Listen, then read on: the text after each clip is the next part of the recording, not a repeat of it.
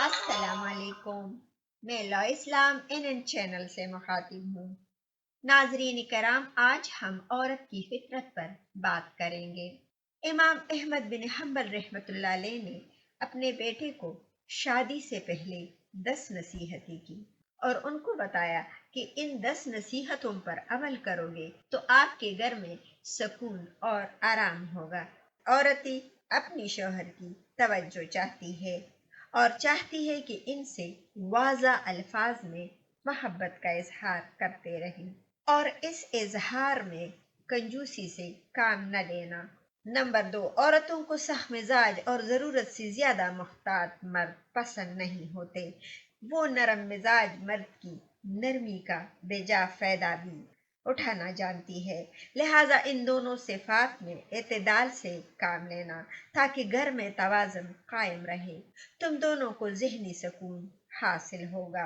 Number 3, औरतें अपने शौहर से वही तवक्को रखती हैं जो शौहर अपनी बीवी से रखता है, यानी इज्जत, मोहब्बत, ज़ाहिरी जमाल, खुशबूदार कपड़े, साफ सुथरा घर और साफ सुथरा माहौल।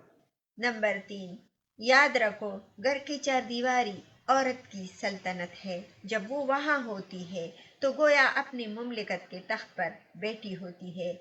उसकी उस सल्तनत में बेजा मुदाखलत हरगिज न करना और उसका तख्त छीनने की कोशिश न करना।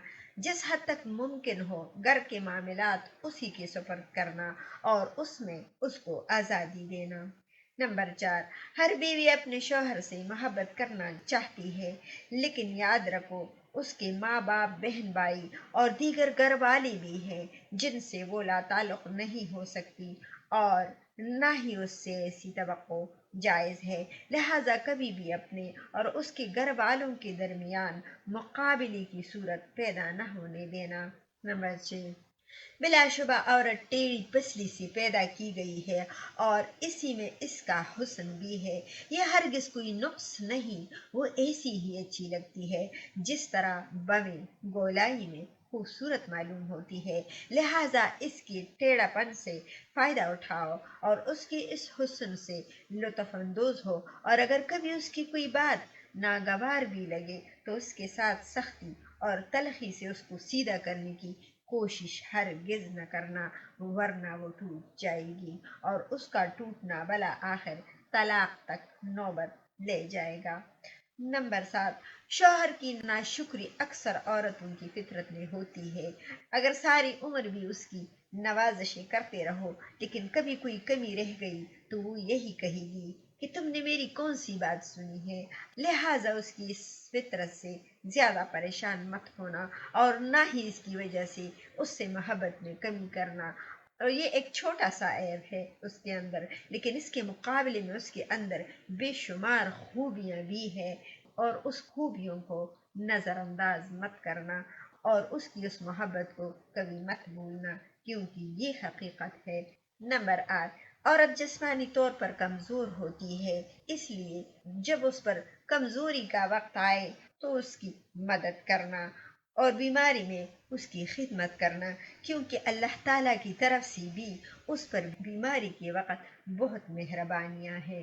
नंबर 9, अगर वो कहीं जाना चाहे या कोई उनके रिश्तेदार उनके पास आना चाहे तो उस बात पर बुरा न मानना, बल्कि वो भी हक रखती है।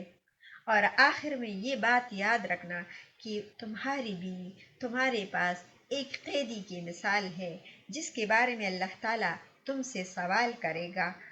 बस उसके साथ इंतहाई रहम और करम का मामला करना और उसकी गवाही सबसे पहली और मोतबर गवाही होगी, जिसके लिए अल्लाह ताला ने कुरान पाक में भी जिक्र फरमाया है।